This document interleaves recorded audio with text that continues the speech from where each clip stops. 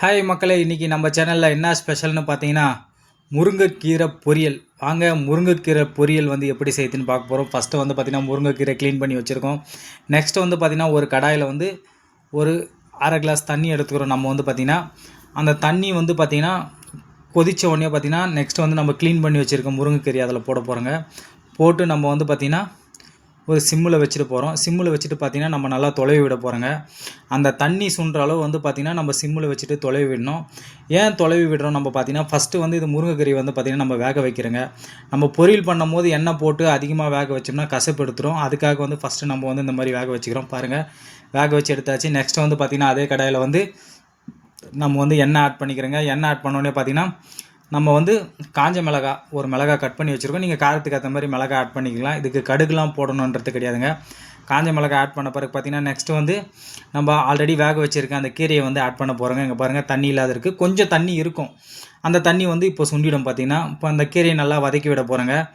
இப்போது அந்த கீரையில் இருக்கிற தண்ணி சுண்டுற அளவு நம்ம வந்து மீடியம் ஃப்ளேம்லேயே வச்சு வதக்கி எடுத்துக்கலாம். இதில் வந்து முருங்கைக்கீரையில் ஒரே ஒரு ப்ராப்ளம் வந்து பார்த்திங்கன்னா நீங்கள் அதிகமாக ஃப்ளேம் வச்சு வதக்குனீங்க அப்படின்னா கசப்பு எடுத்துடும். ரொம்ப நேரம் வதக்கினாலும் கசப்பு எடுத்துருங்க. மொத்தமாகவே ஒரு 2 to 3 மினிட்ஸில் இது வந்து ரெடி பண்ணிடலாம். நெக்ஸ்ட் வந்து பார்த்திங்கன்னா மஞ்சள் பொடி போடுறோம்.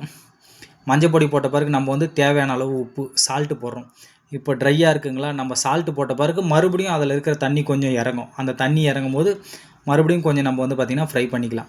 ஓகேங்களா. இப்போ நம்ம வந்து பார்த்திங்கன்னா சால்ட் ஆட் பண்ணுறோம். சால்ட் ஆட் பண்ண பிறகு அதில் இருக்கிற தண்ணிலாம் கொஞ்சம் இறங்குங்க. நல்லா மிக்ஸ் பண்ணி விட்டோம்னா அந்த தண்ணி ட்ரை ஆகும். தண்ணி ட்ரை ஆன பிறகு பார்த்திங்கன்னா நம்ம வந்து வேர்க்கடலை வந்து ஆல்ரெடி வறுத்து அதில் இருக்க தோல்லாம் எடுத்துகிட்டு நம்ம வந்து பொடி பண்ணி வச்சுருக்கோம். அந்த வேர்க்கடலை பொடி வந்து கடைசியாக ஆட் பண்ண போகிறோம். வேர்க்கடலை பொடி வந்து பார்த்திங்கன்னா நீங்கள் வந்து ஃபுல்லாக லோ ஃப்ளேமில் வச்சுட்டு வேர்க்கடலை பொடி கொட்டிட்டு உள்ளே இங்கே பாருங்கள் உள்ளே போட்டுட்டு 2 தொலைவிட்டு நீங்கள் ஆஃப் பண்ணிடலாம். ஏன்னா ஆல்ரெடி வந்து அந்த கடாய் வந்து சூடாக இருக்கும். அதனால் நீங்கள் இந்த அளவு ஹீட் பண்ணிங்கனாவே போதும். ரொம்ப ஹீட் பண்ணணும் அப்படின்றது கிடையாதுங்க.